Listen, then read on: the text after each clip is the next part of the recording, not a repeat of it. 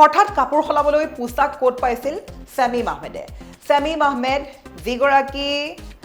অভিযুক্তয়ে তিনিগৰাকীকৈ যুৱতীক এয়া এক প্ৰকাৰ অভিযোগ উত্থাপিত হৈছে যে ট্ৰিপল হত্যাকাণ্ড কৰা বুলি এয়া দুৰ্ঘটনা আছিল নে প্ৰকৃততে ট্ৰিপল হত্যাকাণ্ড আছে এতিয়া সম্পূৰ্ণ ৰহস্যৰ আৱতত সোমাই পৰিছে কিয়নো দুৰ্ঘটনা সংঘটিত হোৱাৰ পিছতে এফালে তিনিগৰাকী যুৱতীয়ে মৃত্যুৰ সৈতে যুঁজি আছিল ছটফটাই আছিল আৰু সেই সময়তে শামীম আহমেদে গাড়ীৰ পৰা ওলায়ে হঠাৎ কাপোৰ সলাইছিল কিয়নো কাপোৰত তেজ লাগি আছিল সেই তেজ লগা কাপোৰ পোছাক সলনি কৰি আন এযোৰ পোছাক পৰিধান কৰি হাতত সুৰাৰ বটল লৈ নলাৰ ফালে দলিয়াই দিছিল এতিয়া প্ৰশ্ন উত্থাপিত হৈছে সেই সময়ত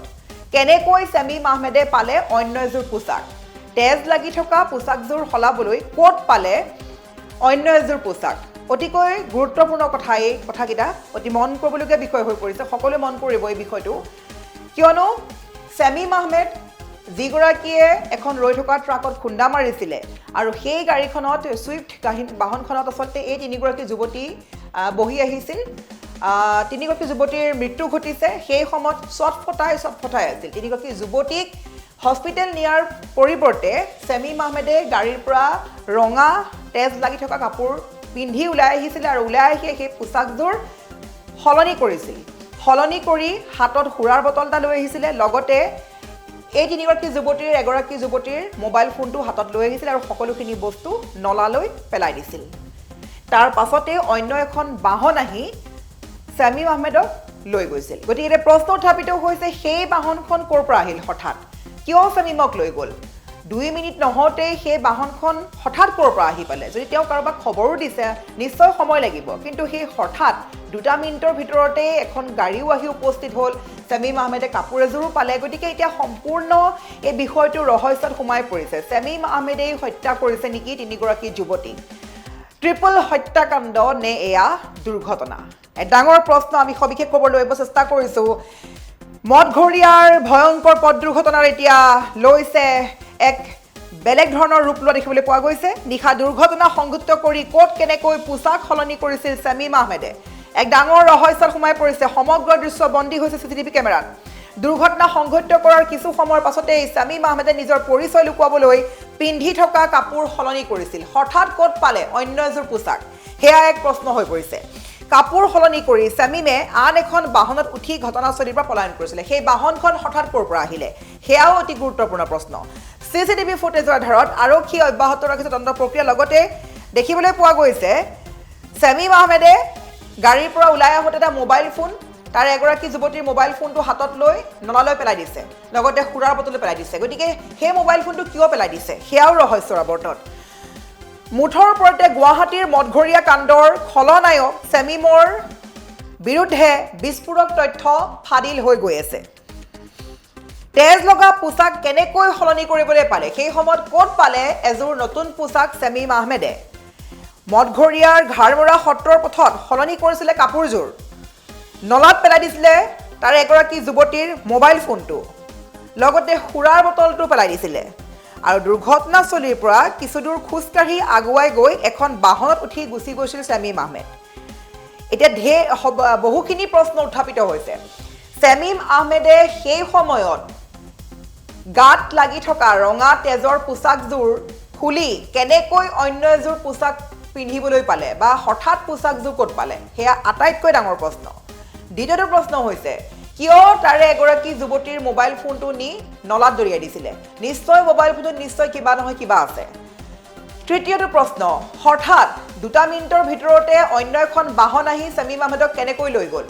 আচলতে চিনেমা লগা এটা কাহিনী এতিয়া বাস্তৱত হ'ব ধৰিছে এইখন গুৱাহাটী মহানগৰীত হ'ব ধৰিছে এখন চিনেমাৰ ধৰণৰ কাহিনী তিনিগৰাকী যুৱতী সেই নিশা শামীম আহমেদৰ লগত গৈ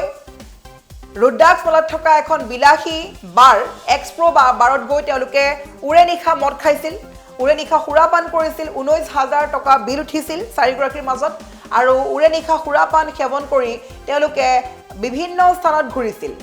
তাৰ পাছতে তেওঁলোকে মদঘৰীয়াত এখন ৰৈ থকা ট্ৰাকত খুন্দা মাৰিছিল আৰু এটা বহুতেই প্ৰশ্ন উত্থাপিত কৰিছে যে দুৰ্ঘটনাটো অতিকৈ ভয়ানক কিয়নো তিনিগৰাকী যুৱতীৰ সেই সময়ত মৃত্যু ঘটিছে গতিকে কিমান ভয়ংকৰ দুৰ্ঘটনা হ'ব লাগিব কিন্তু ছেমিম আহমেদৰ একো নহ'লে সেয়াও এক ডাঙৰ প্ৰশ্ন এটা বহুতেই ক'ব ধৰিছে যে তিনিগৰাকী যুৱতীক আগতেই মাৰি আনিছিল নেকি গাড়ীত আগতেই গাড়ীত মাৰি তাতে বহুৱাই খুন্দা মাৰি দিছিল নেকি এই ধৰণৰ এয়া এক হত্যাকাণ্ডক দুৰ্ঘটনাৰ ৰূপ দিবলৈ সেই ধৰণৰ কাম কৰিছিল নেকি ছেমিম আহমেদে কিয়নো ছেমিম আহমেদৰ গাত তেজৰ চেকুৰা তেজেৰে লুতুৰি পুতুৰি হৈ থকা কাপোৰ আৰু সেই পোছাকযোৰ তেওঁ ৰাস্তাতেই সলাই এযোৰ অন্য পোছাক পিন্ধিছিল গাড়ীৰ পৰা আনি গতিকে গাড়ীত তেওঁ অন্য পোছাকযোৰ কিয় লৈ ফুৰিছিল নিশ্চয় তেওঁ এয়া প্ৰি প্লেনিং তেওঁলোকক মাৰ্ডাৰ কৰাৰ পৰিকল্পনা ৰচি আহিছিল আৰু সেই সময়তে তেওঁ যদি কাৰোবাক ফোনো কৰিছে যে মোক বচা বুলি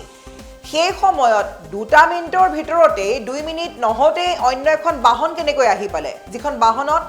ছেমিম আহমেদক উঠাই লৈ গৈছিল আৰু ছেমিম আহমেদ পলায়ন কৰি ডিব্ৰুগড় পাইছিলগৈ আৰু সেই সময়তে ডিব্ৰুগড়ৰ পৰা লাহোৱাল আৰক্ষীয়ে গ্ৰেপ্তাৰ কৰিছিল ছেমিম আহমেদক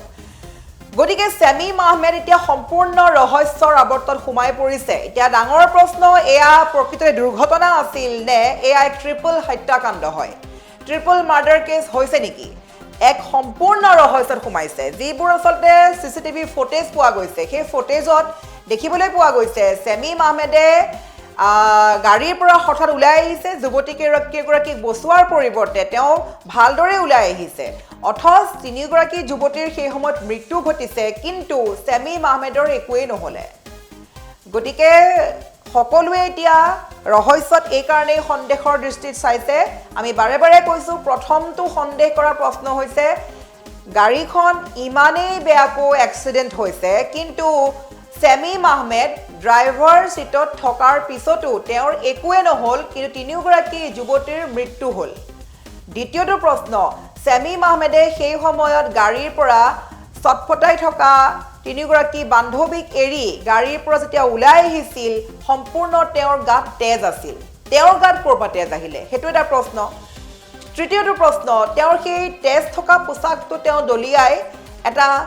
ভাল পোছাক পৰিধান কৰিছিল আৰু সেই পোছাকটো তেওঁ ক'ত পালে হঠাৎ কোনোবাই কেতিয়াবা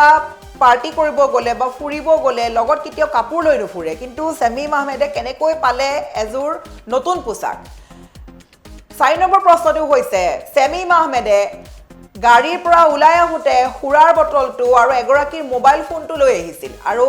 দেখিবলৈ পোৱা গৈছে চিচিটিভি ফুটেজত তেওঁ সুৰাৰ বটলটো আৰু এটা মোবাইল ফোন নলালৈ দলিয়াই দিছে গতিকে সেই মোবাইল ফোনটোত এনে কি বস্তু আছে যাৰ কাৰণে তেওঁ দলিয়াই দিছে এতিয়া সকলোৱে সন্দেহ কৰিছে যে এয়া সম্পূৰ্ণ এক ট্ৰিপল হত্যাকাণ্ড হ'ব ধৰিছে এয়া কোনো দুৰ্ঘটনা নহয় এয়া হত্যাকাণ্ডই হ'ব 100% নিশ্চিত হৈ পৰিছে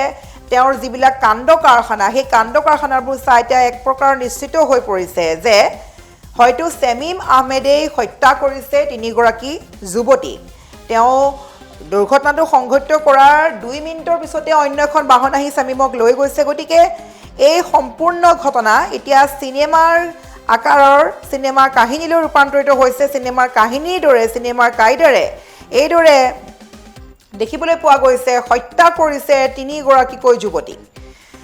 গতিকে এতিয়া সকলোৰে প্ৰশ্ন যে ছেমিম আহমেদে কিয় হত্যা কৰিছে যদি হত্যা কৰিছে কিয় হত্যা কৰিলে তিনিগৰাকী যুৱতী এগৰাকী বুলি নহয় তিনিগৰাকী যুৱতীৰ সৈতে 3 মাহ সম্পৰ্ক হৈছিল তেওঁলোকৰ কাৰোবাৰ লগত যদি বন্ধুত্ব কাৰোবাৰ লগত ভাতৃৰ কাৰোবাৰ লগত প্ৰেমৰ সম্পৰ্ক গতিকে তিনিগৰাকী যুৱতীৰ সৈতে বন্ধুত্ব কৰি এইদৰে ছেমিম আহমেদে হঠাৎ কিয় হত্যা কৰিছে তেওঁলোকক যদি হত্যা কৰিছে তেন্তে কিয় হত্যা কৰিছে এয়া সঁচাই দুৰ্ঘটনা নে পৰিকল্পিত ট্ৰিপল হত্যাকাণ্ড গুৱাহাটী মঠঘৰীয়া কাণ্ডৰ শিহৰণকাৰী দৃশ্য এতিয়া চিচিটিভি ফুটেজত বন্দী হৈ পৰিছে